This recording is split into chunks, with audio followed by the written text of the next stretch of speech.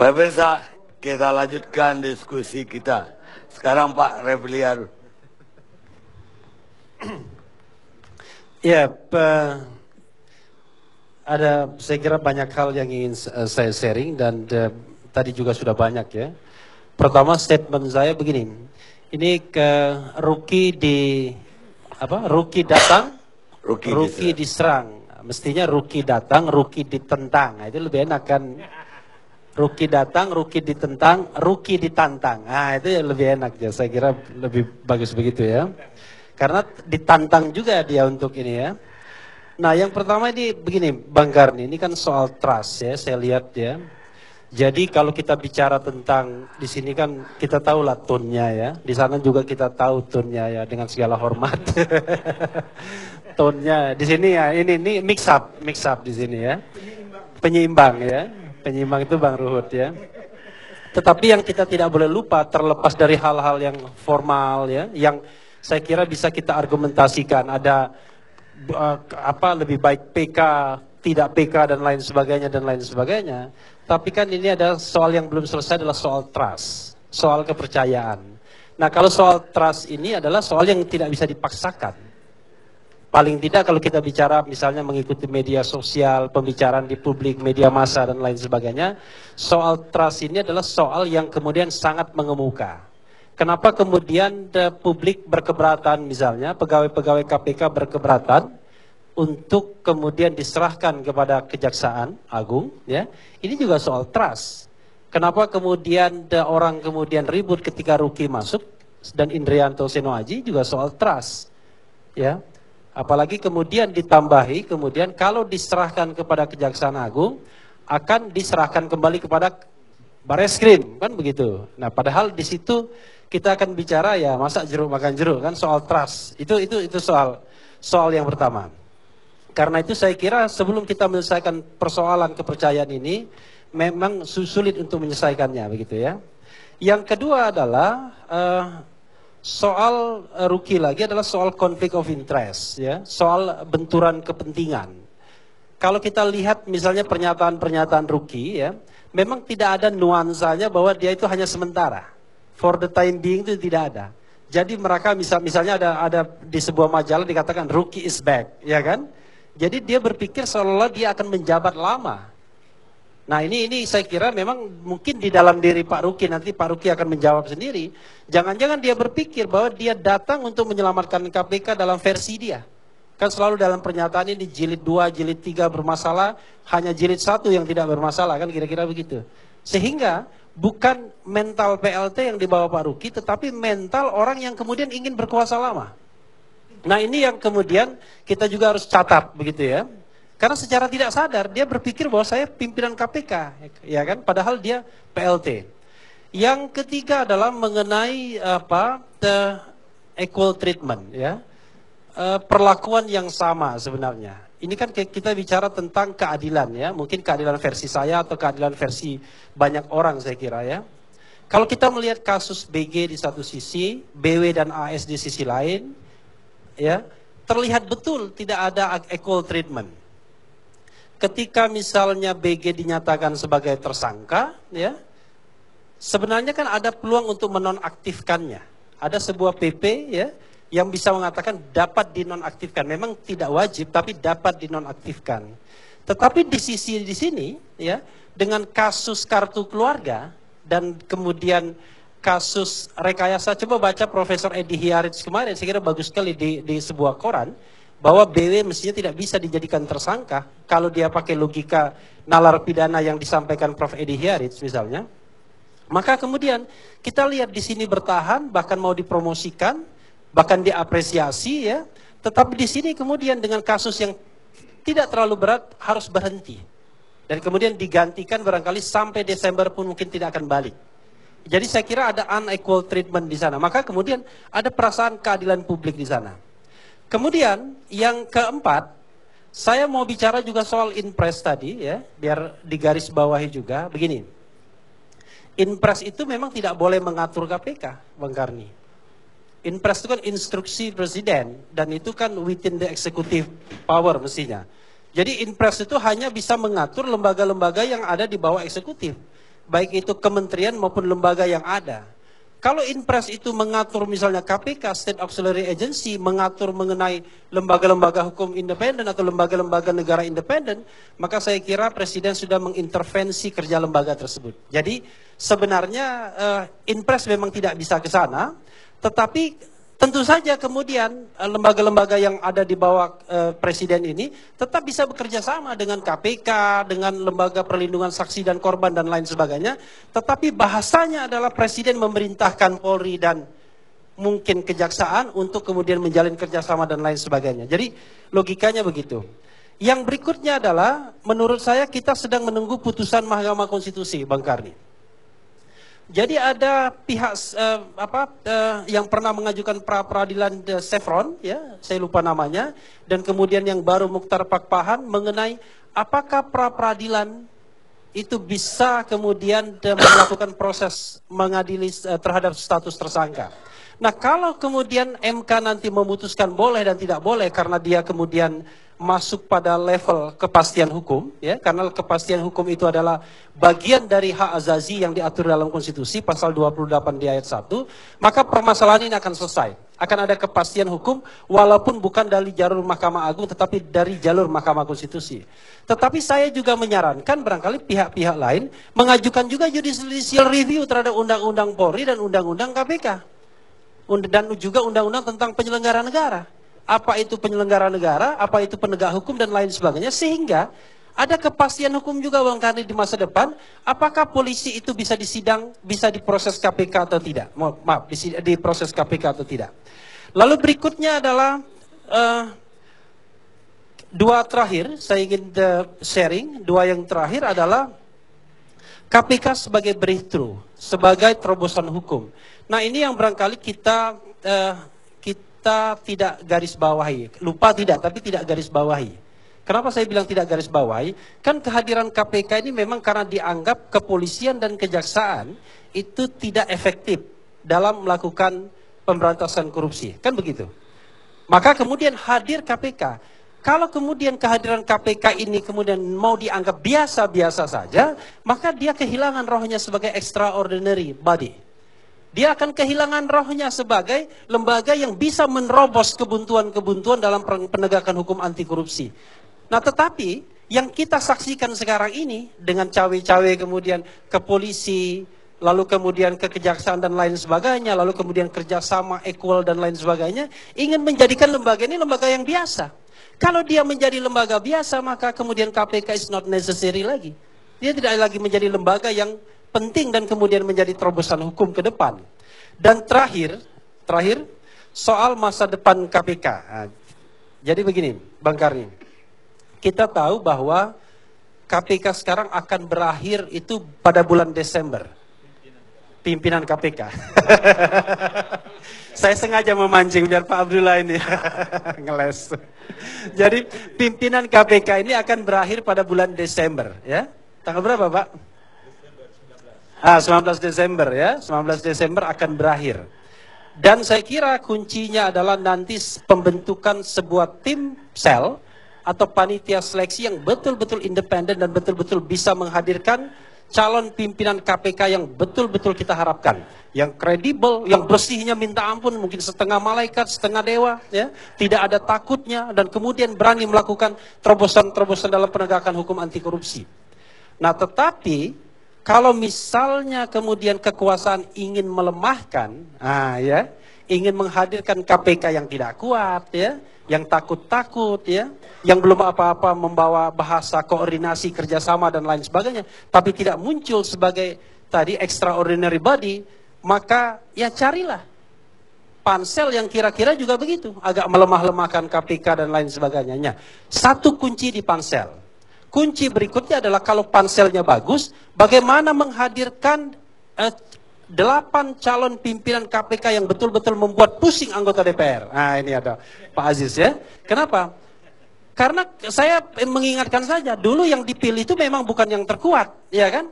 Yang dipilih itu yang terlemah. Yang terkuat itu saya pernah sampaikan di sini, Bambang Wijoyanto nomor 1, terpilih, ya. Nomor 2, Pak Yunus Hussein, ya, tidak terpilih. Nomor 3, Pak Abdullah Heha Mahua, di sini beliau orangnya, tidak terpilih, alhamdulillah. Karena beliau ini belum apa-apa sudah menggambarkan siap mati dan lain sebagainya, demi membela, demi memberangus koruptor dan lain sebagainya, tidak terpilih. Yang keempat, Handoyo, deputi pencegahan kalau tidak salah, tidak terpilih. Lalu kemudian yang kelima tidak terpilih. Nah, yang terpilih itu yang ke-6, 7, 8, dan 9. Jadi 1, 6, 7, 8, 9. Dan itu, waktu saya konfirmasi, itu yang dianggap sebenarnya bukan prioritas yang utama sesungguhnya. Nah, sekarang ini, buatlah DPR bingung untuk memilih bahwa 8-8-nya itu memang orang yang paling baik dan sangat hebat sekali. Karena 2, unfortunately sudah terpilih, yaitu Busro Mukodas dan satunya Robi. Jadi kita membutuhkan 8 lagi, dan dari 10 orang tersebut kemudian akan dipilih yang 5. Nah, mudah-mudahan jilid 4 ini adalah KPK yang luar biasa, tetapi bagaimanapun ibu-ibu dan bapak-bapak sekalian, KPK tidak bisa bekerja sendiri. KPK harus mendapatkan penguatan dari masyarakat dan terutama dari pimpinan negara ini. Saya kira itu saja. Terima kasih. Tapi dari nadanya supaya DPR itu bingung, jadi DPR termasuk yang Anda tidak percayai. Anda bisa ditipu memang kalau Anda terlalu percaya. Tapi Anda akan tersiksa seumur hidup jika Anda tidak pernah percaya. Frank Kren, kolumnis Amerika, pengarang buku 21. Sekarang Pak Roni. Sebelumnya selamat jadi Kapolda Bali. Terima kasih Pak Kardi. Pertama, saya tertarik penjelasan Pak Refli tadi. Seolah-olah 3 meja ini berbeda-beda. Dan Pak Refli duduk di meja yang berbeda dari 2 ini, kan gitu. Tapi saya cermati ulasan beliau, berat ke meja sana. Iya kan? Jadi saya bingung afiliasinya kemana, gitu ya. Saya bingung. Ya. Ada 3 hal yang ingin saya sampaikan, mengacu kepada pembicara-pembicara sebelumnya, bahwa putusan hakim pra-peradilan ini tentu harus kita anggap benar, sebagaimana postulat dasar dalam hukum. Putusan hakim ini dianggap benar dan harus dihormati. Oleh karena itu, ketika putusan itu memang menyatakan bahwa penetapan tersangka BG itu tidak sah, ya itu harus dihormati. Kalau kita masuk kepada materinya, kita bisa melihat bahwa sampai saat ini KPK belum menyerahkan secara penuh berkas perkara Pak BG kepada kejaksaan. Kalau kita sebagai penyidik yang intuisinya sudah tergali lama, itu bisa bertanya, kemungkinan penyidik KPK itu khawatir apabila diketahui materinya pun itu ya memang benar-benar tidak sah, ya, tidak sah. Artinya SOP-nya tidak dijalankan. Nah, ini dari tadi kan kita tidak melihat itu. Karena memang belum masuk ke materi. Kejaksaan Agung bisa mengecek tentang kebenaran putusan hakim yang sudah dianggap benar ini. Kemudian KPK tidak berwenang menangani kasus BG. Tadi kita bicara tentang polisi sebagai penegak hukum, juga sebagai penyelenggara negara. Aturan itu memang ada di undang-undang, sehingga hakim pra-peradilan mengacunya kepada aturan undang-undang. Karena KPK kan tidak bisa, ya tidak harus menangani semua kasus. KPK pertama hanya menangani kasus yang dilakukan atau kasus korupsi yang dilakukan oleh penyelenggara negara, oleh para penegak hukum, dan kasus-kasusnya juga tidak semua kasus dengan kerugian negara yang di bawah 1 miliar, hanya kasus-kasus yang di atas 1 miliar.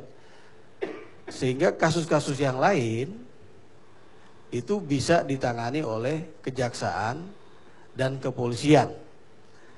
Nah, oleh karena itu, maka pimpinan KPK yang saat ini Pak Ruki dan kawan-kawan, saya kira putusan untuk menyerahkan kepada kejaksaan berkas perkara yang memang bukan lagi menjadi kewenangan KPK, saya kira ini perlu dipertimbangkan oleh kita di dalam diskusi malam ini. Apa yang kita lihat bahwa Pak Ruki adalah seorang yang punya pengalaman dan bisa dipercaya oleh kita bahwa beliau pernah menjadi seorang anggota DPR, seorang anggota BPK, beliau pernah menjadi pimpinan di KPK, beliau juga mantan atau purnawirawan Polri. Hal ini tentu bisa memberikan trust kepada beliau, artinya jangan kemudian kita melihat bahwa seorang PLT pimpinan KPK yang ditunjuk itu dipertanyakan dan kita membuat masyarakat tidak percaya kepada beliau. Oleh karena itu, mari kita arahkan diskusi kita ini untuk mencari solusi terhadap penanganan kasus BG dan juga kasus-kasus yang lain yang seharusnya KPK tidak perlu lagi berkonsentrasi kepada kasus yang sudah jelas ada putusan pra-peradilannya. Karena KPK ini tidak hanya penegakan hukum saja, tapi KPK ini juga bisa melakukan pencegahan. Ada deputi pencegahan di sana. Nah, bagaimana pimpinan KPK juga perlu memberikan konsentrasi kepada upaya mencegah terjadinya kasus-kasus korupsi di laut yang luas di Indonesia ini, di hutan, di pertambangan, penggunaan anggaran negara, baik APBN maupun APBD. Mari kita berikan dukungan kepada pimpinan KPK untuk mengajak seluruh anggotanya untuk tidak merasa lemah. Karena ini kan bukan menang atau kalah. Ya, pra-peradilan itu bukan bicara menang atau kalah, tapi itu mekanisme hukum yang memang kita harus hormati ketika dia sudah betul-betul diberikan sebuah keputusan yang memang jelas. Kemudian dari tadi saya melihat penjelasan Pak Refli Harun seolah-olah menganggap KPK itu atau pimpinan KPK dan seluruh anggota KPK itu orang-orang yang tidak pernah salah. Ya.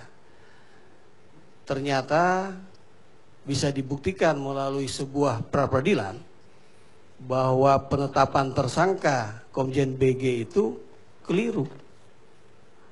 Maka kalau kita mengacu kepada pra-peradilan ini, seharusnya ini menjadi tonggak sejarah bagi Polri, bagi seluruh penyidik PPNS, penyidik KPK, penyidik kejaksaan, agar penetapan tersangka itu tidak boleh keliru. Bagaimana caranya? Agar penetapan tersangka itu tidak dipengaruhi oleh hal-hal di luar penegakan hukum, di luar undang-undang. Ini merupakan koreksi bagi kita bersama, bukan hanya kepada KPK. Nah, bagaimana kita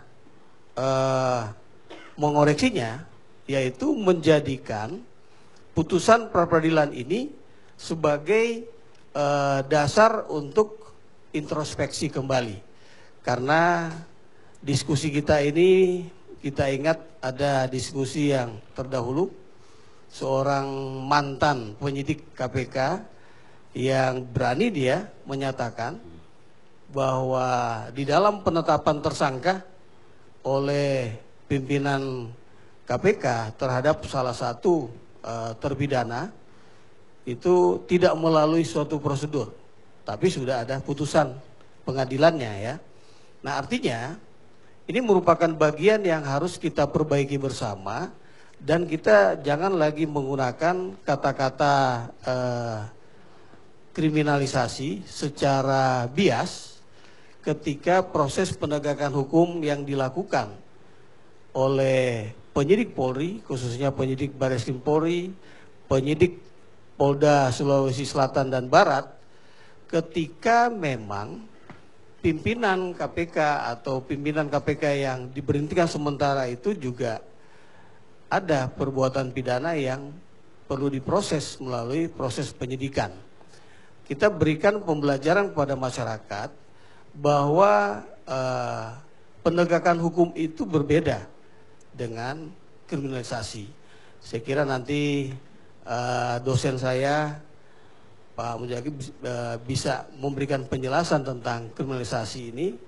Ya, Pak Muzakir akan bisa memberikan penjelasan. Namun dalam beberapa pertemuan di dalam dialog-dialog, saya selalu mengajak agar kita yang memang paham tentang hukum, marilah kita jangan menggunakan kata kriminalisasi ini yang membuat masyarakat bingung. Bahwa proses penyidikan yang dilakukan oleh penyidik Polri itu betul-betul mendasari alat bukti yang sah yang mereka temukan ketika menentukan sebuah perbuatan itu melalui sebuah proses penyelidikan, apakah ada perbuatan pidana atau tidak. KUHAP menyatakan bahwa ketika penyidik melalui proses penyelidikan mengetahui ada bukti permulaan yang cukup tentang terjadinya sebuah perbuatan pidana, maka penyidik bisa menindaklanjuti dengan proses penyidikan. Nah, kalau proses penyidikan itu dianggap kriminalisasi, nah ini yang pembohongan kepada masyarakat. Baik. Demikian Pak Kani. Terima kasih Pak. Saya kira ini makanya agak saya biarkan karena penampilan terakhir dari Irjen Pol Roni Sompi sebagai Kadip Humas. Kita berharap di masa depan kita ketemu lagi di level yang jauh lebih tinggi lagi. Kita lihat sejenak pemirsa.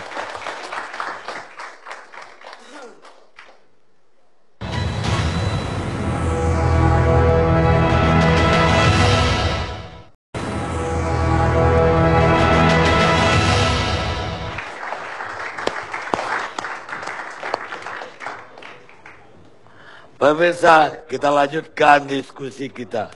Sekarang Pak Rufinus. Komisi berapa Pak Rufinus? Di Komisi 2. Dari fraksi? Hanura. Oh, Hanura. Terima kasih Bang Karni. Jadi saya tadi mencoba untuk menyimak apa yang disampaikan oleh teman-teman.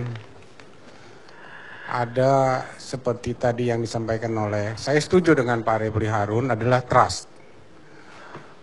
Kalau kita berangkat dari trust, barangkali tidak akan ada yang namanya KPK versus Polri.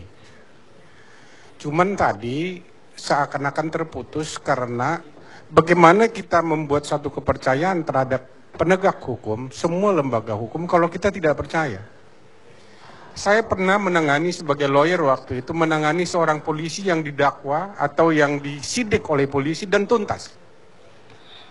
Jadi kita jangan katakan bahwa polisi memeriksa polisi seakan-akan seperti jeruk makan jeruk. Saya rasa itu masuk di pengadilan tipikor dan tuntas, dihukum 4 tahun.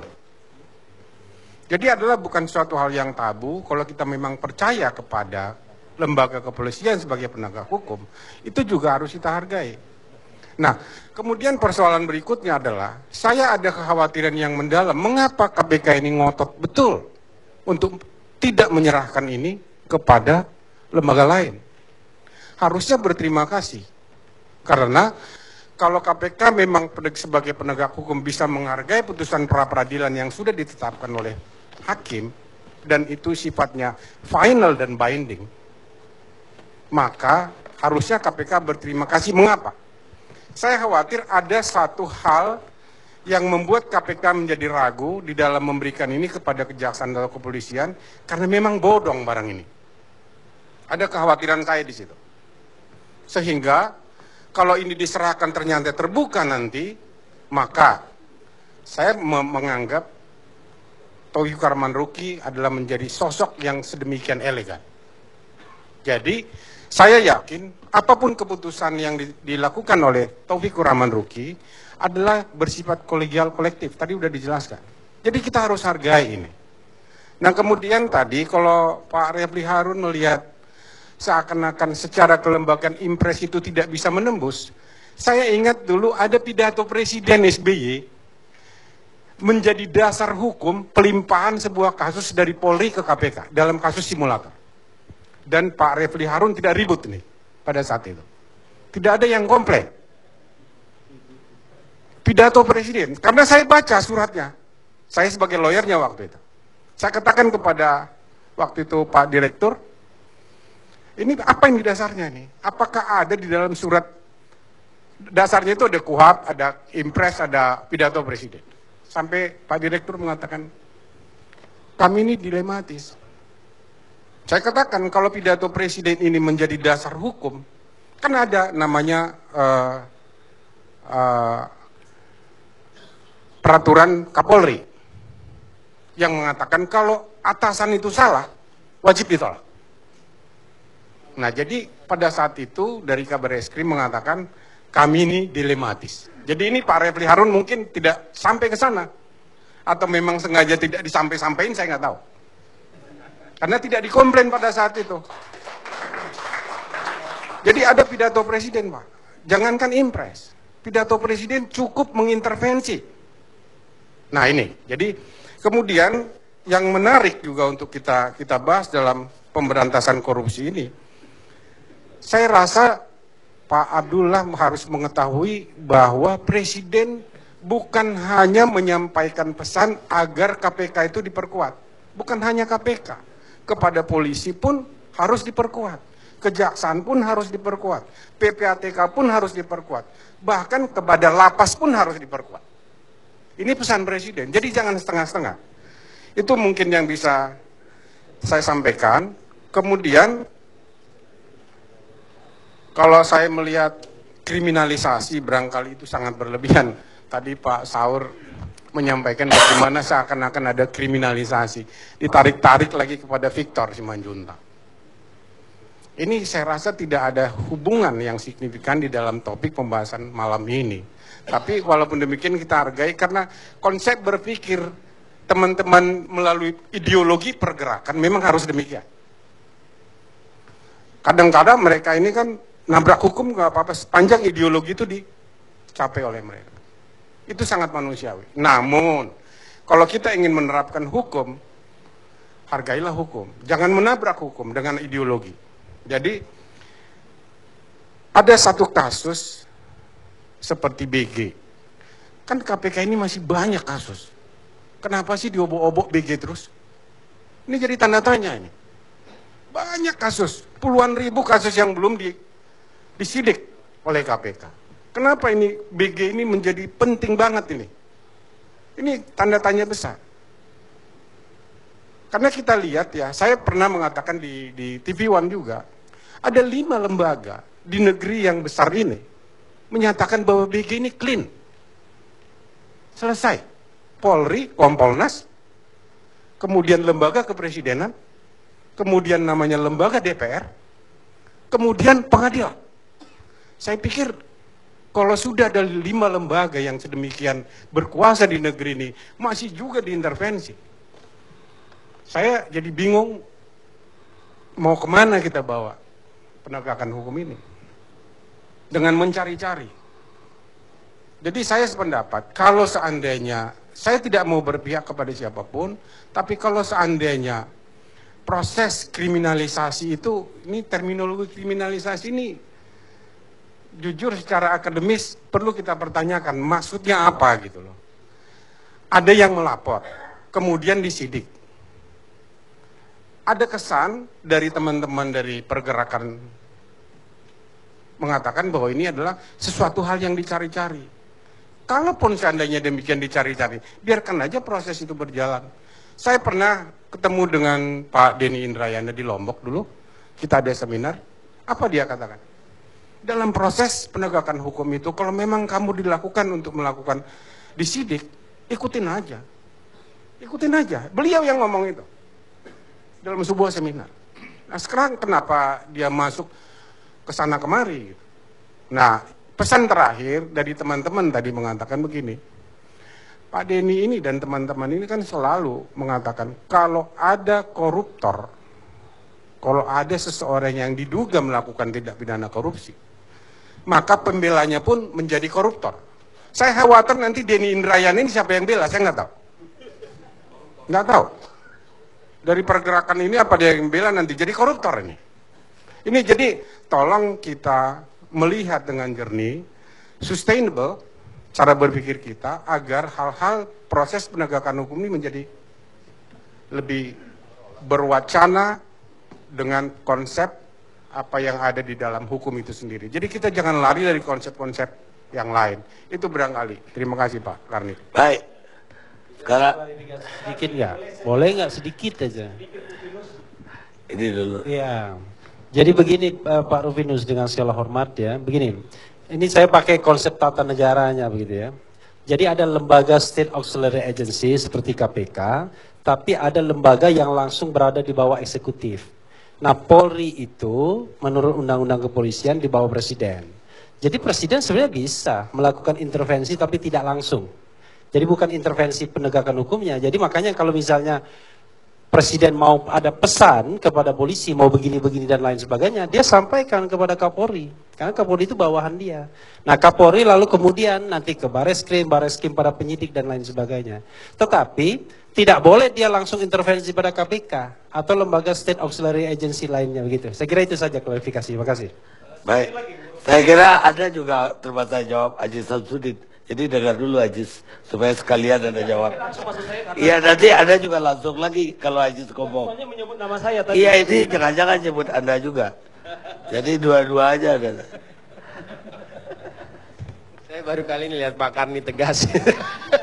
Oh, berarti nama ini nggak tegas. Nggak, biasanya dikasih 1 menit. Oke lah 1 menit kan begitu. Tapi ini boleh lah, ini 2015 ini boleh.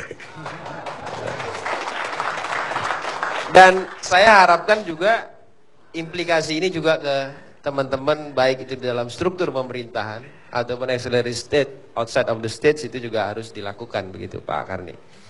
Tadi disampaikan oleh teman-teman pembicara bahwa yang menjadi pertanyaan PLT ini mau kita pertahankan sampai 2015 kalau tidak ada percepatan daripada panitia seleksi. Di awal pada saat kita rapat dengan Komisi 3, kita menginginkan adalah percepatan dalam proses rekrutmen ini dengan melibatkan Perpu tentunya, sehingga tidak terjadi PLT yang berkepanjangan sampai dengan Desember ini. Tapi kan ya namanya pemerintah dan punya kewenangan untuk itu, ya inilah yang terjadi, sehingga Perpu itu masuk dengan merubah struktur yang pertama mengenai usia dari 65 harusnya dirubah menjadi 69 ya, 69 sampai 70 dirubah itu. Nah kemudian juga pemerintah dalam hal ini Menteri Hukum dan HAM melakukan suatu, kalau dalam istilah hukum ada azas pemaaf dan azas pembenar. Pemerintah melakukan azas pembenaran di dalam hal ini. Bagaimana supaya melakukan terobosan-terobosan ini seolah-olah quote unquote jadi benar. Dan ini banyak kita jumpai beberapa hal di dalam struktur, dalam hal pelaksanaan keputusan pemerintah dalam sisi sendi-sendi hukum yang ada. Bukan hanya dalam hal Polri yang kita saksikan, dalam hal KPK, juga dalam sendi-sendi demokrasi yang ada sekarang ini.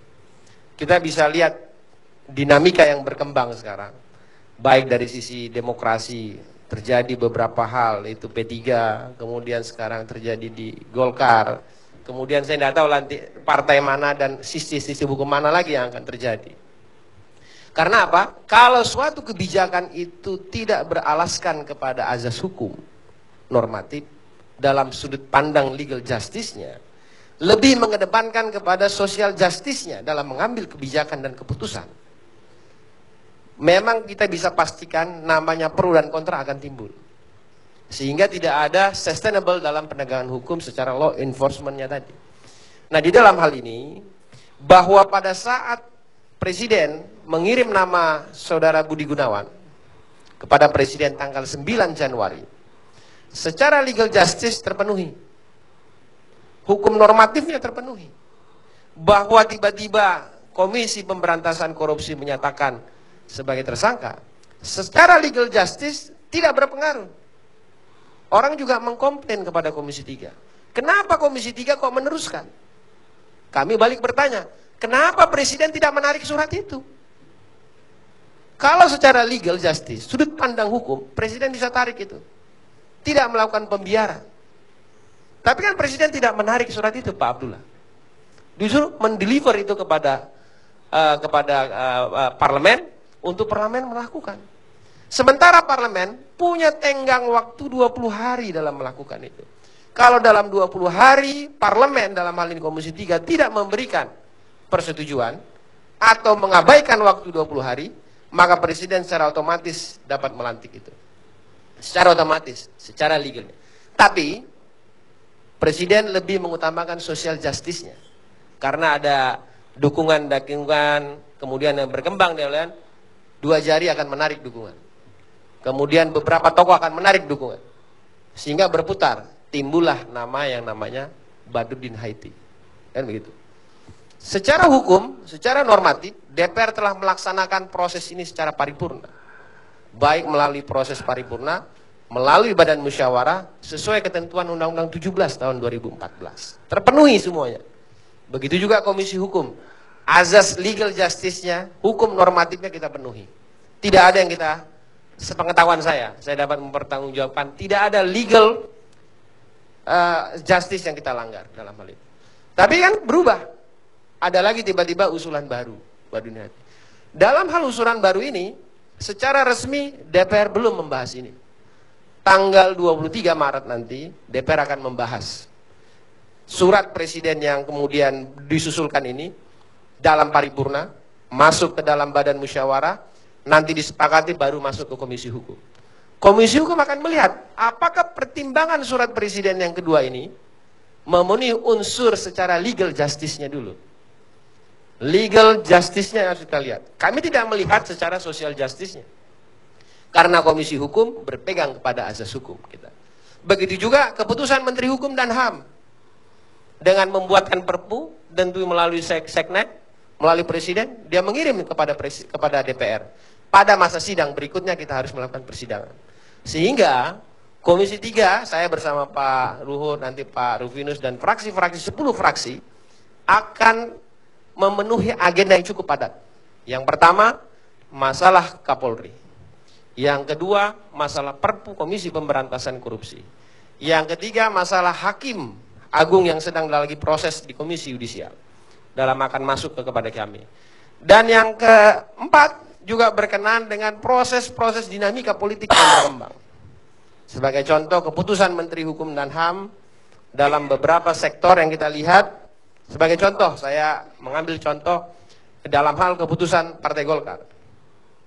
Bahwa di dalam Mahkamah Partai Golkar, 2 hakim memberi suatu pandangan untuk kepada kubu Ancol. Untuk memberikan suatu keputusan. 2 hakim lagi menyerahkan kepada prosedur Undang-Undang nomor 2 tahun 2011. Junto Undang-Undang nomor 2 tahun 2008. Tapi yang berkembang kenapa? Yang berkembang pada hari ini, Kementerian Hukum dan HAM mengeluarkan surat mengacu kepada putusan Mahkamah Partai yang notabene in kasu secara fakta yuridis hukum positanya bahwa Mahkamah Partai tidak memberikan suatu putusan yang memenangkan pihak A maupun pihak B. Tapi ini terjadi. Ini terjadi. Dinamika ini tentu akan menumbuhkan konstelasi yang tinggi di dalam dunia parlemen, tentu di bidang dengan dunia eksekutif. Para intelektual memberikan masukan. Para politisi juga memberikan masukan. Nah, ini Pak Karni, makanya tadi saya terbersit, saya garis bawahi. Baru kali ini, saya lihat 2015 ini, Pak Karni tidak memberi kesempatan 1 menit pun kepada orang yang mau interupsi. Nggak, saya pikir Anda mau nyebut nama dia. Tidak. Jadi yang nyebut nama Anda aja 1. Silakan Anda jawab. Bentar Pak Karni, saya belum selesai ini. Sehingga Pak Karni, kalau ketegasan pemerintah dalam hal mengamandang suatu kebijakan itu secara legal justice, berpegang kepada legal justice, maka pandangan-pandangan hukum para intelektual dan politisi, dia akan tegak lurus. Tapi kalau berpandangannya lebih kepada social justice, terlebih aparat pembantu presidennya tidak mengambil suatu langkah secara legal justice, waktu akan berbicara nanti, saya khawatir. Oke, Bung Ajis. Iya. Saya beruntung kita dibuka tadi seorang budayawan. Salah satu definisi budaya adalah karya, karsa, dan cipta. Proses berpikir kita adalah produk daripada budaya. Saya ingin mengklarifikasi soal tadi pernyataan saudara Rupinis soal perjuangan ideologi.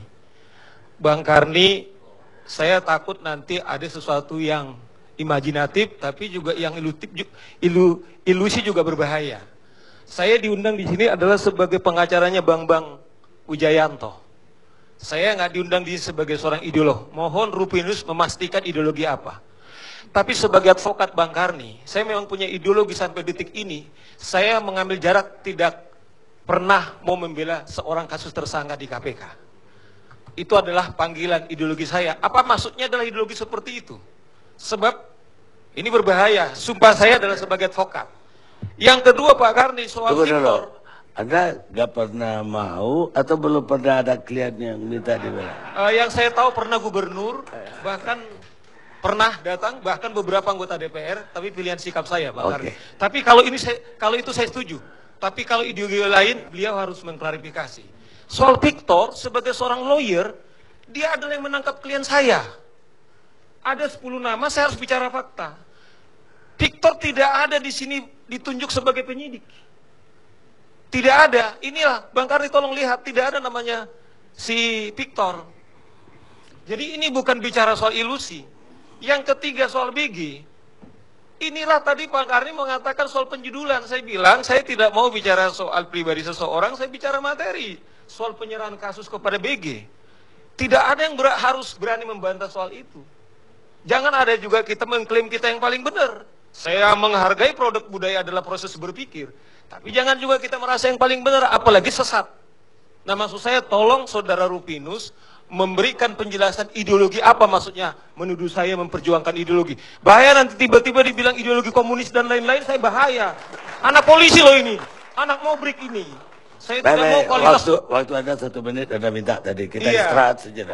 Terima kasih Bang Karni.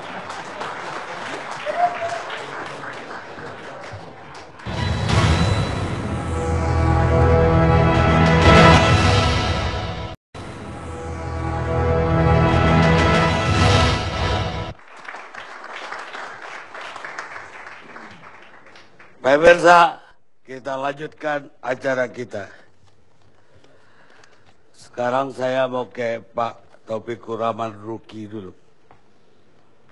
Selamat malam, Pak Taufikur Rahman Ruki, Pak Ruki. Selamat malam Bang Karni. Assalamualaikum. Senang juga lihat teman-teman diskusi di sana sambil ngerjakan pekerjaan rutin. Ternyata asik juga. Pak Ruki, pasti udah dengar tadi diskusi di sini. Jadi pertanyaan untuk Pak Ruki adalah banyak yang kritik dari luar bahwa Pak Ruki masuk justru melemahkan KPK. Bahkan ada yang menyesalkan kenapa Pak Ruki harus ngomong bahwa KPK telah kalah.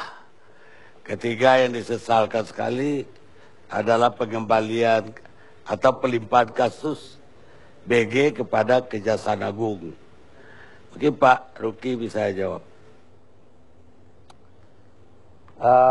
Kritik itu juga disampaikan kepada Bang Karni. Iya, betul. Judulnya bukan Ruki datang, Ruki diserang. Ya. Tapi Ruki datang, Ruki ditantang. Ditantang yang benar. Yang benar sebetulnya. Terima kasih Saudara Refli atas koreksinya. Yang pertama mengenai pelemahan KPK tadi ya. Iya. Kalah KPK itu. Yang kedua, kenapa harus mengatakan kalah KPK? Ya, saya dari mulai kalah dulu ya. Kekalahan KPK itu bukan terjadi ketika saya sudah menjadi PLT. Kekalahan itu justru terjadi ketika masih pimpinan definitif. Yang saya maksud dari kekalahan itu adalah ketika KPK kalah di dalam gugatan pra-peradilan oleh seorang tersangka, di mana pra-peradilannya kemudian menyatakan bahwa penetapan tersangka menjadi tidak sah. Itu adalah sebuah kekalahan kalau menurut saya, dan itu yang tidak boleh terjadi. Jadi bukan, dan ketika itu saya belum ada, saya masih berada di sana bersama-sama dengan teman-teman sekalian. Kenapa kau mesti kalah gitu? Tapi pengamat ternyata kemudian mengatakan, wah, Ruki yang kalah. Saya justru masuk menggantikan, mengisi tiga pimpinan yang lain untuk mengatasi kekalahan itu. Kenapa? Karena dua pimpinan yang lain terpaksa harus meninggalkan KPK oleh karena soal-soal lain yang tidak ada hubungannya dengan kehadiran saya. Jadi kekalahan itu bukan oleh saya. Saya mengatakan mengistilahkan itu kalah. Karena untuk kasus ini terpaksa kita harus menghentikan. Ya mohon maaf, ini pertama kali bahwa KPK kemudian dinyatakan kalah. Nah, tugas saya adalah bagaimana membalikan kekalahan ini menjadi sebuah kemenangan. Caranya melanjutkan pekerjaan-pekerjaan besar yang ditangani oleh KPK. Ya mohon maaf, ada 36 perkara yang harus diselesaikan dalam kurun waktu 10 bulan. Dan perkara ini bukan perkara kecil. Perkara-perkara besar yang akan mendongkrak kembali image yang terbangun di kalangan publik karena kekalahan atas satu kasus ini. Mengapa 10 bulan? Karena 10 bulan yang akan datang, pimpinan KPK periode 2015 akan berakhir. Tentunya tidak dimaksudkan bahwa saya akan kemudian menjadi pemimpin KPK menjadi sampai 10 bulan. Buat saya, buat kami, pimpinan KPK, lebih-lebih saya yang usianya sudah 68 ini lebih cepat, lebih baik. Oleh karena itu harapan saya kepada teman-teman DPR, kepada segera dibentuk pansel supaya jangan sampai 10 bulan. Atau kalau memang berani, kalau memang Saudara Ajis mengatakan begitu, saya mengatakan kalau seandainya Perpu ini ditolak, maka saya akan dengan senang hati meninggalkan tempat ini. Cuma konsekuensinya bahwa tempat ini hanya akan dipimpin oleh 2 orang, yaitu Saudara Andan Panurpraja dengan Saudara Zulkarnain. Nah, ini adalah suatu hal yang sangat berat untuk mereka. Jadi tidak ada sama sekali pretensi bahwa PLT pimpinan KPK yang 3 orang ini adalah orang-orang yang ingin sampai 10 bulan. Yang berikutnya, pimpinan KPK itu seperti kita semua tahu adalah kolektif dan kolegial. Apapun yang diputuskan oleh pimpinan KPK, tidak satupun one man show, tidak ada diambil keputusan tunggal oleh yang namanya Taufik Ruki. Tapi dia dibicarakan secara kolektif kolegial. Apapun itu. Misalnya tentang diajukan PK atau tidak diajukan PK, penyerahan perkara ke kejaksaan, itu semuanya dilakukan secara kolektif dan tidak ada satupun dissenting opinion. Tapi mengapa saya kemudian yang diserang? Ya wajar, karena saya adalah ketua sementara. Sekarang saya ingin menjawab mengenai masalah PK. Mengapa tidak PK? Seharusnya pertanyaan ini ditujukan kepada pimpinan KPK definitif. Ketika pimpinan KPK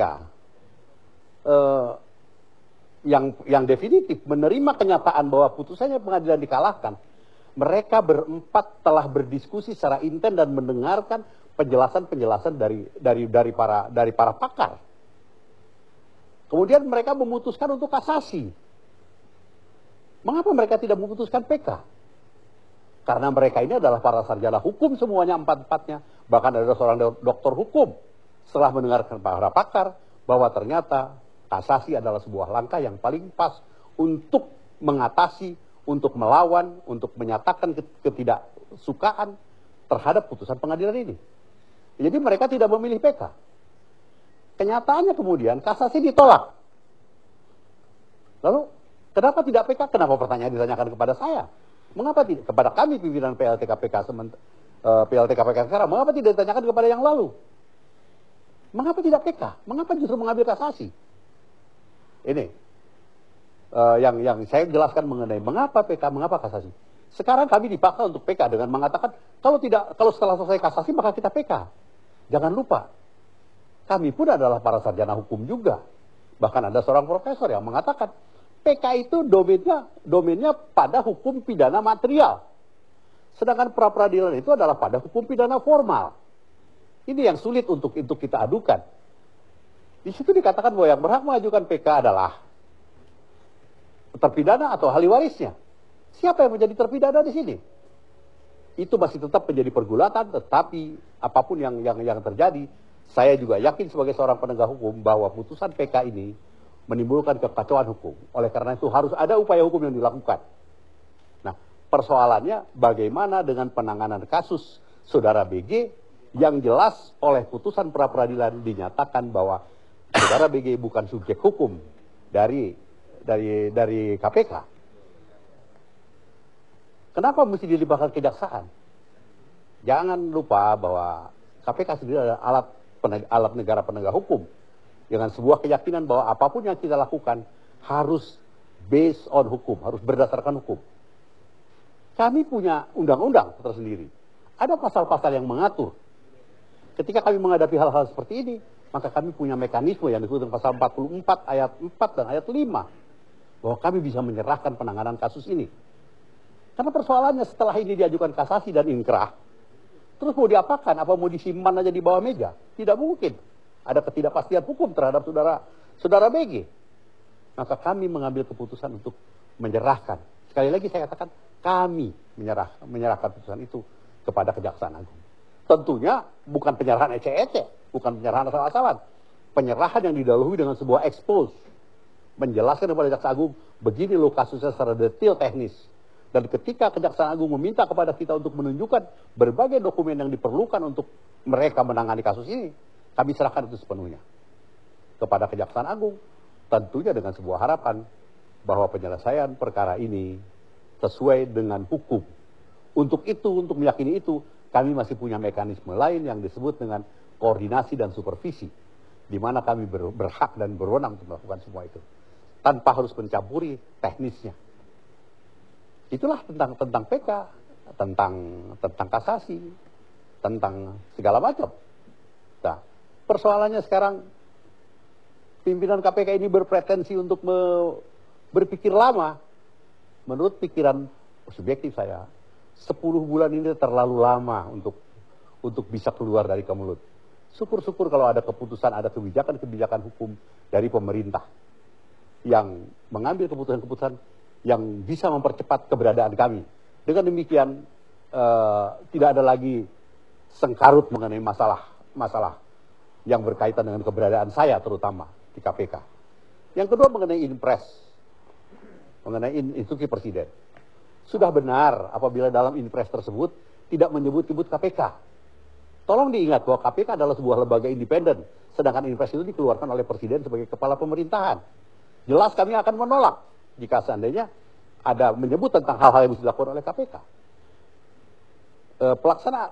Kami hanya berkoordinasi dengan Presiden. Tetapi Presiden sebagai kepala negara tentunya memiliki kewenangan memberikan guidance tanpa mesti mengintervensi pelaksanaan tugas KPK. Oleh karena itu, benar sudah. Tetapi sekali lagi yang paling penting untuk menurut saya, pendapat saya pribadi, bukan Inpres, tetapi komitmen dari semua pimpinan lembaga negara dan lembaga pemerintahan untuk mari kita bersama-sama memberantas korupsi. Inpres saja cuma akan di atas kertas. Jangan kita pernah menganggap bahwa dengan membuat undang-undang, dengan membuat inpres semua masalah sudah selesai. No. Sebelum kita menunjukkan komitmen kita yang kuat tentang pemberantasan korupsi. Berikan kesempatan kepada kami 5 orang pimpinan KPK untuk menyelesaikan tugas secepat-cepatnya dengan prinsip lebih cepat lebih baik. Alhamdulillah kalau ini bisa kami bisa segera meninggalkan C1 ini dalam waktu 3 bulan. Kalau memang harus 6 bulan apa boleh buat. Kalau harus 10 bulan saya hanya mengatakan alhamdulillah. Mari segera panitia seleksi membentuk kembali. Panitia seleksi kalau perlu dipercepat dengan perpu apapun yang terjadi. Sehingga di dalam KPK ini betul-betul akan terbangun kembali atmosfer yang sehat, atmosfer yang bagus, sehingga KPK ini bisa kembali tough, bisa kembali firm melaksanakan tugasnya. Saudara sekalian, kalau bicara tentang pelemahan KPK, ada sekurang-kurangnya saya lihat ada 3 hal yang harus diperbaiki dari KPK ini. Ini dari pengamatan saya, sebagai orang yang ikut serta membentuk KPK mulai dari pembentukan undang-undangnya. Jadi kalau dibilang ada yang mengatakan bahwa saya kenal baik, maka mungkin saya lebih kenal baik lagi tentang KPK. Kelemahan utama adalah ketidaktegasan dari undang-undang yang memberikan hak kepada KPK untuk mengangkat penyidik sendiri. Undang-undang ini harus segera dirubah. KPK harus diberikan kewenangan untuk mengangkat penyidik sendiri. Undang-undang yang mana yang mau dirubah? Terserah. Sebab banyak sekali. Misalnya undang-undang perikanan saja sudah memberikan kewenangan kepada Angkatan Laut untuk menyidik. Apa salahnya kalau undang-undang tentang pemberantasan tindak pidana korupsi memberikan kewenangan kepada KPK untuk mengangkat penyidik KPK. Dengan demikian, tidak ada lagi ketergantungan KPK kepada kepolisian dan kepada kejaksaan dalam hal tenaga penyidik.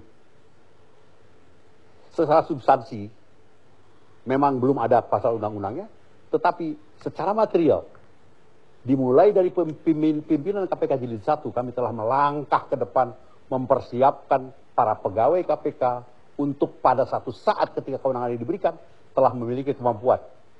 Pendidikan kami melalui pendidikan kejaksaan, pendidikan kepolisian, pendidikan lewat G-Select juga kami pernah diikut sertakan. Berbagai pendidikan di luar negeri kita sudah di-train betul. Dan ini berlanjut secara konsisten dari mulai pimpinan KPK Jilid 1, pimpinan KPK Jilid 2, dan Jilid 3. Sehingga satu saat ketika KPK diberikan kewenangan oleh undang-undang secara tegas bahwa kita berwenang mengangkat penyidik sendiri, maka kita sudah siap dan tidak tergantung. Kelemahan yang kedua adalah mengenai masalah implementasi dari kepemimpinan KPK yang kolektif dan kolegial. Ini tidak jelas aturannya harus seperti apa.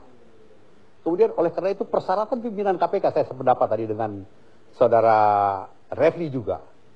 Pimpinan KPK sebaiknya orang-orang yang sudah mature, yang sudah matang, yang sudah selesai dengan urusannya sendiri, yang tidak menjadikan KPK sebagai panggung untuk meningkatkan popularitas dirinya dengan tujuan-tujuan tertentu.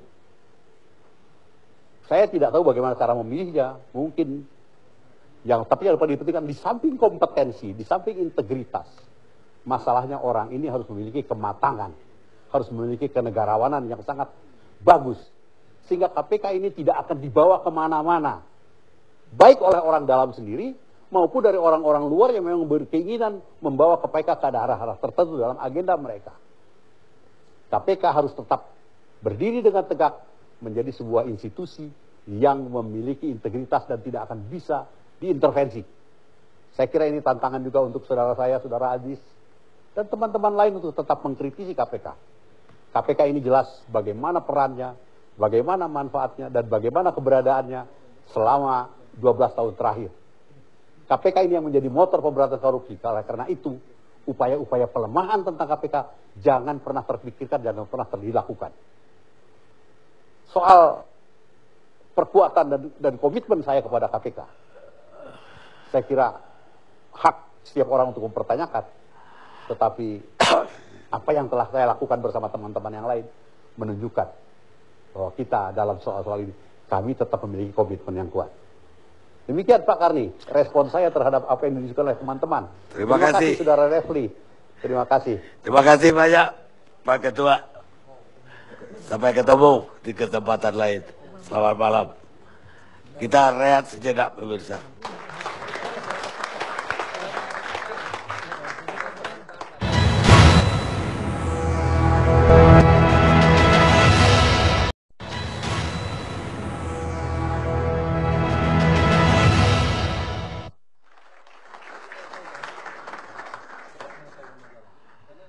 Pemirsa, kita sampai ke segmen terakhir. Satu-satunya cara untuk mempercayai orang adalah mempercayainya. Ernest Hemingway. Sekarang Pak Abdullah cuma 1 menit, Pak. Karena 15 menit ada 3 narasumber lagi. Jam 11 kita tutup. Saya mau klarifikasi Pak Roni, karena Pak Roni sudah mau jadi Kapolda, jadi saya sarankan bicara sebagai Kapolda, tidak lagi sebagai humas yang merasa terbeban dengan soal PG ini. Yaitu tidak betul bahwa ada kasus bodong di KPK. Tidak ada. Itu saya 8 tahun saya tahu betul. Ikut hadir gelar perkara, tidak ada kasus bodong. Sudah ada 2 alat bukti baru diserahkan. Dan kalau penyerahan ke Kejaksaan Agung itu karena teman-teman harus gelar perkara. Dan gelar perkara sudah selesai diserahkan. Dan tadi sudah diterima oleh Kejaksaan Agung dan sudah selesai. Terima kasih, Pak Romi. Itu sudah saya mau. Terima kasih, Pak Abdullah. Saya kira agak perlu ditanggapi, Pak. Sekarang saya ke Anta Yuda deh. Dari sisi politik, Anda melihat, tadi udah dengar juga jawaban Pak Ruki kan? Temanya tadi kayak Pak Refli bilang KPK, apa namanya? Ruki datang, Ruki ditantang. Tapi tadi kan Ruki diserang, KPK ditubir jurang. Sama-sama rimanya. Tapi dalam tanda tanya, KPK ditubir jurang. Tanda tanya. Lama-lama saya harus konsultasi judul sama Pak Refli sama Anta Yuda. Ya, pertama saya sepakat kita semua ya, secara institusi KPK. Bedakan dengan orang per orang, kita bersepakat sebenarnya mendiskusikan tentang KPK. KPK ini lahir dari rahim reformasi karena belum efektifnya kepolisian kejaksaan dalam memberantas korupsi di Indonesia, itu poin penting. Jadi muncul pertanyaan, apakah betul ada indikasi perumahan terhadap KPK? Hal ini menurut saya tidak cukup hanya dijawab, tetapi kalau memang itu terjadi harus segera diselamatkan. Itu jawaban paling sederhana. Nah, saya ingin melihatnya dalam perspektif politik, tetapi dalam 4 faktor yang bisa melemahkan KPK dari 4 penjuru, tetapi sekaligus bisa memperkuat KPK. Jadi ibarat pedang bermata 2. 1, yaitu dari dukungan politik atau pelemahan politik dari pemerintah, dalam hal ini Presiden dan DPR. Bagaimana caranya? Melalui regulasi perundang-undangan, ini secara jangka panjang ya, atau politik anggaran yang sering kita diskusikan dan saya pernah menulis Selamatkan KPK di Kompas 3 tahun yang lalu, sedikit ingin saya review, nah, relevan sekali. Nah, mestinya Presiden dan DPR idealnya adalah menjadi tulang punggung kekuatan politik bagi eksistensi dan efektivitas kinerja DPR, kinerja KPK maksud saya. Tetapi sebaliknya, serangan balik juga bisa terjadi dari DPR dan politisi yang juga banyak akibat sepak terjang dari KPK. Kita bisa menyimpulkan lebih memperkuat atau melemahkan. Data-datanya banyak. Artinya indikasi dan upaya yang harus diantisipasi. Yang kedua, dari mitra kerja KPK sendiri, yaitu kepolisian dan kejaksaan. Nah, ini bisa memperkuat, tapi pedang bermata 2 juga bisa saling melemahkan.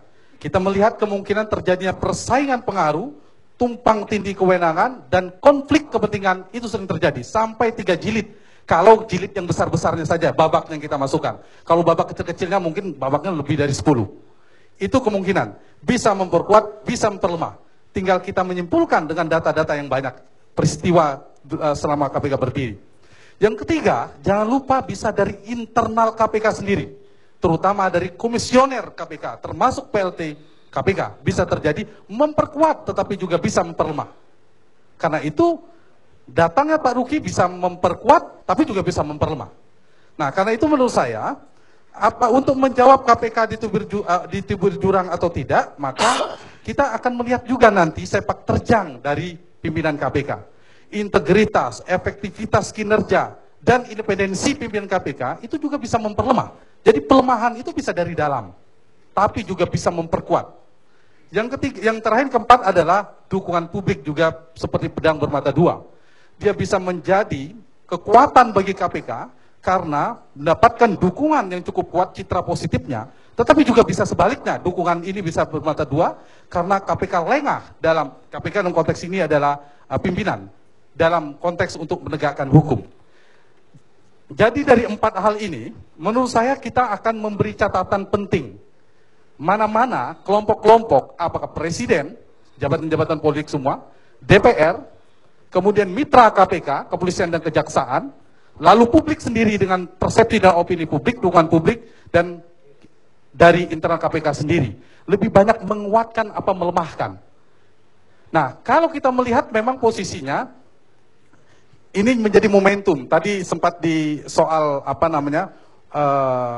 perundang-undangan, akan ada revisi undang-undang misalnya, termasuk nanti soal Perpu yang dikeluarkan oleh Presiden. Bisa juga menjadi pertanyaan, dalam rangka Presiden sedang ingin memperkuat KPK, atau jangan-jangan agenda untuk melemahkan KPK. Tapi kalau secara politik, diskusi kita bisa jadi memang titik tengah, paling tidak mendinginkan, belum tentu menyelesaikan persoalan. Nah, berangkat dari semua itu menurut saya, dari persoalan politik, mungkin sebagai pemikiran sebagai warga negara, dan kita semua satu, tulisan ini sudah lama saya tulis juga, harus menegaskan posisi politik KPK seperti apa dalam konstruksi kita. Perdebatan tentang lembaga ad hoc dan lembaga permanen antara Pak Aziz, Pak Ruhut dengan berbagai macam teman KPK, itu tidak akan selesai, saya yakin akan berulang lagi. Karena itu harus ada landasan konstitusional yang kuat. Saya sempat berpikir, kenapa tidak KPK dulu di amandemen konstitusi yang dipimpin oleh Pak Amin Rais, Ketua MPR, tidak masukkan sekalian, nggak masukin saja sebagai lembaga yang permanen. Atau kalau sementara harus jelas sampai kapan kesementaraannya. Itu persoalan pertama, harus diselesaikan dalam jangka panjang. Yang kedua menurut saya, ini kan lembaga khusus, bertugas khusus. Lembaga ini harusnya hanya spesial khusus menjalankan fungsi penyidikan, penuntutan, tipikor hanya di KPK. Saya pikir Pak Abdul Hamid juga pernah menyampaikan ini. Sepanjang ini tidak dibagi couplingnya, kalau dari hulu kita melihat persoalannya, kita akan menemukan lagi jilid 4, jilid 5, jilid 6. Nah, karena itu Polri juga kita dukung perkuat untuk menyelesaikan yang lainnya. Yang ketiga, mekanisme perekrutan, saya singkat ingin saya katakan, ini harus diselesaikan. Kenapa? Sepanjang kalau tidak diselesaikan persoalan kompromi politik dan sebagainya, mulai dari pansel yang bisa menghadirkan orang-orang terbaik, itu harus dipikirkan semua. Mekanisme ini memastikan terpilihnya orang-orang yang paripurna, paling tidak meskipun tidak bersih, seperti malaikat dalam istilah kita. Bagaimana presiden sebagai kepala negara, sering saya mengistilahkan, bedakan presiden, bapak presiden, kita datang ke bilik suara, memilih presiden sebagai kepala pemerintahan, tapi jangan lupa sekaligus sebagai kepala negara. Dan KPK dalam konteks ini independen, itu adalah peran presiden sebagai kepala negara sebenarnya. Berbeda ketika kepolisian, kejaksaan, dan sebagainya. Dan terakhir untuk jangka pendek, mungkin, presiden dan tentunya menurut saya punya agenda publik, punya agenda terpenting yang menentukan arahnya seperti apa KPK ke depan. Dalam jangka pendek, apakah presiden, tadi butuh ketegasan seterusnya, bisa mengambil posisi yang lebih tegas dan jelas terhadap posisi ini. Kalau sejarah perpolitikan, sejarah hukum seterusnya, paling kita akan membandingkan kalau studi di kampus.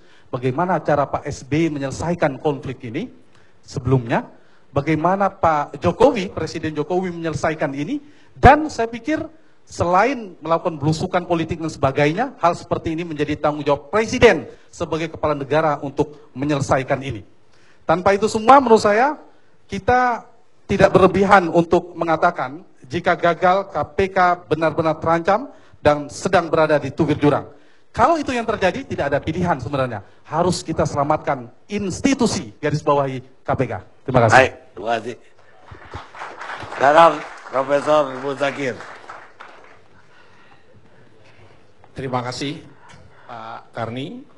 Yang pertama saya wajib untuk menjelaskan tadi karena diminta untuk penggunaan istilah kriminalisasi ini. Ini saya sudah pernyataan keberatan mengenai penggunaan istilah yang digunakan untuk memeriksa seseorang kemudian memeriksa seseorang, melakukan penyidikan adalah kriminalisasi. Saya ingin menempatkan dulu pada posisi yang pas dalam istilah hukum pidana. Kriminalisasi ada istilah satunya lagi namanya dekriminalisasi. Jadi kriminalisasi itu adalah bagian daripada politik hukum pidana untuk menyatakan suatu perbuatan itu dilarang dalam undang-undang. Yang semula dia adalah boleh. Ya. Dari boleh menjadi tidak boleh dalam undang-undang adalah kriminalisasi. Ketika ada satu undang-undang yang menyatakan dia adalah tidak boleh karena ada perkembangan dalam kehidupan masyarakat menjadi boleh, itu namanya dekriminalisasi. Jadi ini terminologi pengambilan kebijakan dalam politik hukum pidana. Oleh sebab itu, mungkin supaya tidak mengecohkan menjadi konotasi negatif kalau kita sering menggunakan istilah kriminalisasi terhadap orang-orang yang sedang diperiksa oleh lembaga penyidik. Gitu. Jadi ini menjadi kacau nanti di persoalannya disebabkan karena itu hanya ditujukan kepada orang-orang tertentu. Gitu. Kalau terhadap KPK namanya orang-orang yang aktif, aktivis pemberantasan korupsi atau ada di lembaga KPK namanya kriminalisasi, tapi kalau terhadap KPK pada yang lain itu bukan kriminalisasi. Tapi faktanya berdasarkan putusan ada mengandung unsur juga seperti itu berdasarkan putusan pra-peradilan ya. Saya kira harus kita luruskan itu, sebaiknya teman-teman pihak manapun tidak menggunakan istilah itu supaya kita pas. Kalau toh ada, itu yang disebut sebagai penyalahgunaan dalam proses penegakan hukum. Maka diuji melalui pra-peradilan ya. Jadi pra-peradilan telah menguji penggunaan wewenang dalam penegakan hukum. Terkait dengan perkembangan pra-peradilan, ini saya agak berbeda dengan teman-teman yang lain. Saya mencoba mencermati, ada 3 perkembangan hukum di dalam interpretasi wewenang pra-peradilan. Yang pertama pada mulanya diinterpretasi secara sempit, khusus dalam kaitannya dengan upaya paksa itu hanya 2, yaitu melakukan penangkapan dan penahanan. Tapi dalam perkembangannya muncullah interpretasi yang meluas ya dari 2 kewenangan ini, yakni terhadap penyitaan, penggeledahan dan upaya paksa yang lain ya, misalnya penyadapan dan sebagainya. Jadi kalau misalnya saja pasal 77 itu sakelet, maka semua putusan pengadilan yang berkenaan dengan interpretasi luas itu juga melawan hukum semua berarti. Menurut saya ini perkembangan yang bagus ya. Jadi semua penggunaan wewenang oleh aparat penyidik ini sudah ada lembaga pengujinya, yakni pra-peradilan, supaya menghindari istilah kriminalisasi dengan sekaligus ya potensi penyalahgunaan wewenang dalam penyidikan diujilah melalui lembaga pra-peradilan. Nah, putusan pra-peradilan yang terakhir melalui Pengadilan Jakarta Selatan, kalau analisis saya ini Pak Karni, itu adalah menyempurnakan interpretasi yang sebelumnya. Mengapa saya katakan interpretasi yang sebelumnya? Kalau sebelumnya itu adalah hanya penggunaan upaya paksa, nah sekarang itu adalah penetapan tersangka sebagai asal muasal dari upaya paksa itu sendiri. Nah ini menurut saya sekarang sudah sempurna dan itu cocok dengan RUU KUHP dan sekaligus perkembangan dari Undang-Undang Dasar 45. Yang berikutnya, efeknya apa? Saya ingin jelaskan. Efeknya kami coba mencermati dalam konteks ini, ada positif, ada negatif. Saya ingin katakan positif ketika kami diskusi dengan teman-teman kepolisian di daerah, ternyata mereka tidak menjadi masalah Pak itu putusan pra-peradilan. Karena apa? Kami profesional. Jadi kalau profesional itu mau diuji di lembaga manapun, no problem. Karena apa? Karena dia profesional. Kalau profesional berarti pakai instrumen pembuktian. Jadi kalau diuji di pengadilan, ini loh, saya menetapkan ini 2 alat buktinya. Loh itu kan rahasia, itu ada caranya. Cukup aja dengan nyatakan, ketika dia memeriksa alat bukti yang harus rahasia, itu bisa dinyatakan pengadilan untuk memeriksa ini tertutup untuk umum. Itu bisa dilakukan. Jadi ini menurut saya sesuatu yang positifnya. Yang negatifnya apa? Memang itu kekhawatiran banyak pihak. Bagaimana kalau mereka di bawah standar dalam proses penyidikan, itu mengkhawatirnya luar biasa mereka. Nah ini yang ingin saya katakan, saya sebagai pengamat dari praktek penegakan hukum khususnya dalam tahapan penyidikan ini, saya senang sekali, ini positif. Ya. Tapi saya agak sedikit catatan itu, ketika putusan pra-peradilan itu mengapa teman-teman kepolisian pada sujud syukur, ada yang gundul segala itu. Saya bingung, padahal itu dengan putusan pengadilan ini mereka akan menyulitkan dia, kan itu masih diuji setiap putusan diuji penetapan tersangkanya itu. Tapi kok malah sujud syukur, saya senang sekali, berarti mereka profesional, asumsi saya begitu. Atau mungkin tidak tahu bahwa efeknya itu apa gitu. Yang berikutnya saya ingin catatan buat teman-teman di KPK. Diperpendek, Pak. Diperpendek. Ya, satu, pengalihan wewenang menurut saya sudah tepat. Karena KPK masih bisa mengontrol penggunaan wewenangnya itu oleh kejaksaan dengan cara, satu adalah melakukan apa yang disebut wewenangnya di dalam pasal 8, 9, dan 10 Undang-Undang KPK. Artinya apa? Termasuk juga melakukan koordinasi dan supervisi. Bisa memonitor di situ, Pak. Nanti kalau misalnya itu terjadi penyelesaian dengan cara yang korup, itu bisa di take over lagi kan gitu. Jadi menurut saya tidak perlu khawatir. Yang penting menurut saya bukan lembaga mana yang menangani, tapi perkara dugaan tidak pidana korupsi itu adalah ditangani oleh lembaga manapun, karena mereka semuanya punya komitmen terhadap pemberantasan korupsi. Yang terakhir, Pak, kalau ini sekarang ini adalah Undang-Undang KPK, itu lahir dari 98, itu adalah suasana yang emosional yang luar biasa. Ini istilah bahasa akademik saya katakan, Undang-Undang KPK dan juga Undang-Undang Tidak Pidana Korupsi adalah undang-undang lahir dari suasana yang emosional. Lahirlah namanya hukum yang emosional. Nah sekarang kita ini sudah 17 tahun, Pak. Mestinya kita harus mau berpikir yang rasional, ilmiah, dan objektif. Gitu ya.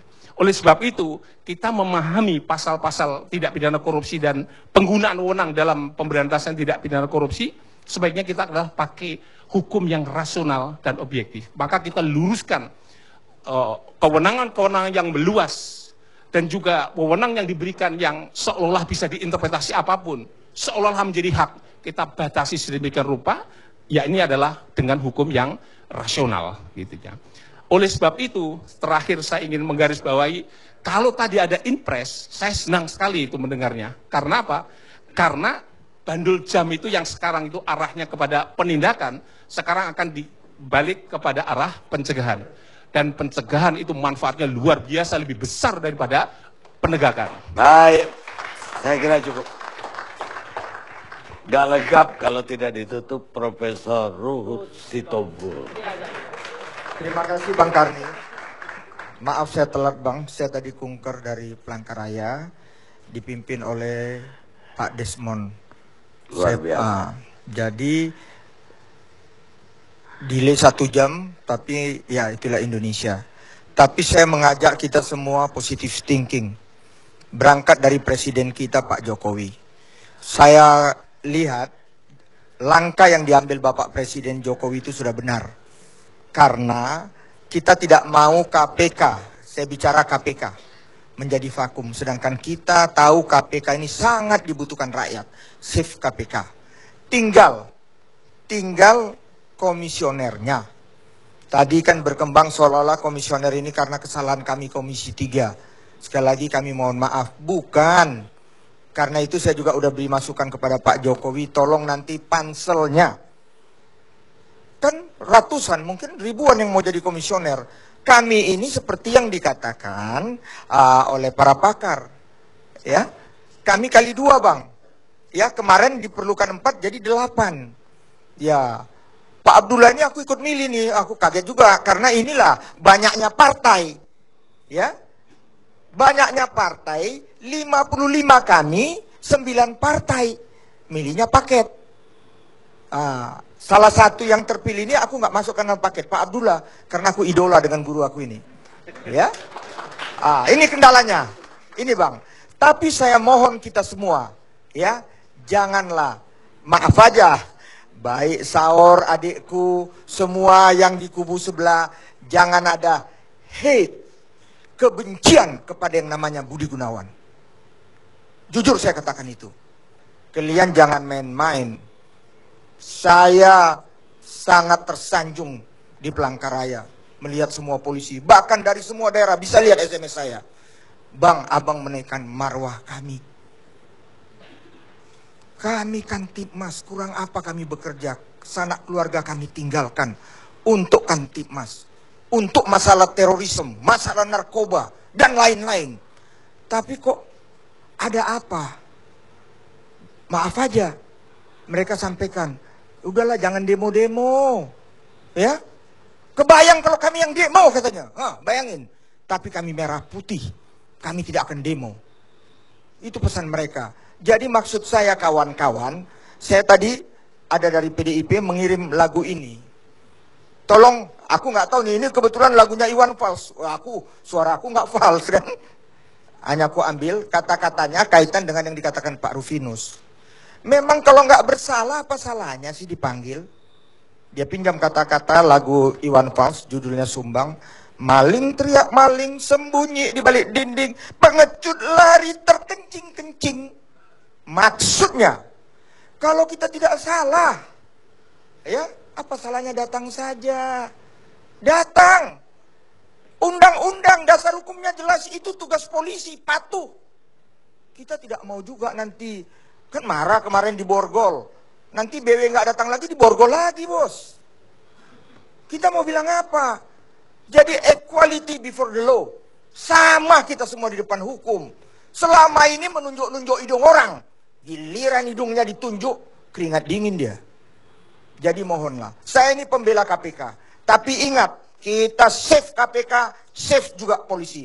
Tanpa dua ini, kita tidak apa-apa. Dan jangan kita bikin koruptor berpesta pora. Rakyat miskin karena korupsi. Terima kasih Bang Karni. Harusnya road ini di depan, bukan closing. Karena mentah lagi ke depan. Tapi untuk yang kecewa dengan ditunjuknya pimpinan baru KPK oleh Presiden, saya ingin mengatakan kita harus menerima kekecewaan yang sementara, tapi kita harus menjaga cita-cita dan harapan yang abadi. Martin Luther King.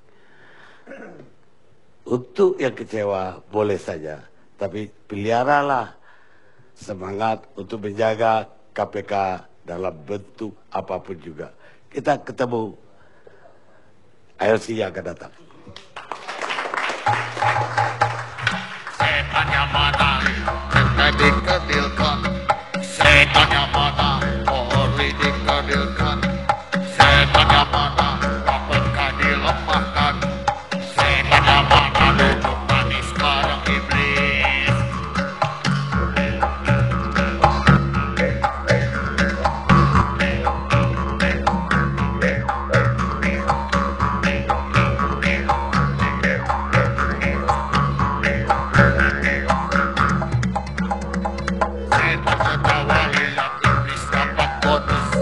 Setan awal